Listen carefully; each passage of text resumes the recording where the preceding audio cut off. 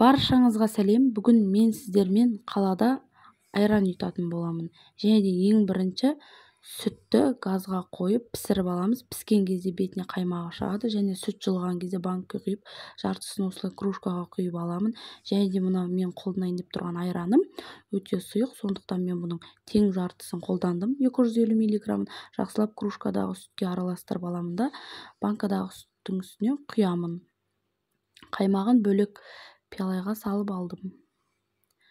Және міне құйып, жақсылап қасықпен араластырып, қақпағын жауып, жылы жерге сыртын орап қойып қоямыз.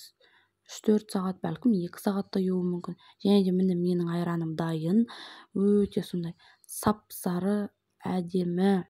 Және де достар, үй жағдайында керемет дәмді тамақ жасап жегілеріңіз келсе, менің каналыма тіркеліп, қоңыраушаны басып қойыңыздар.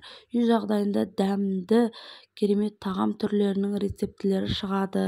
Видеоны соңына дейін көргендеріңізге үлкен алғысымды білдіремін.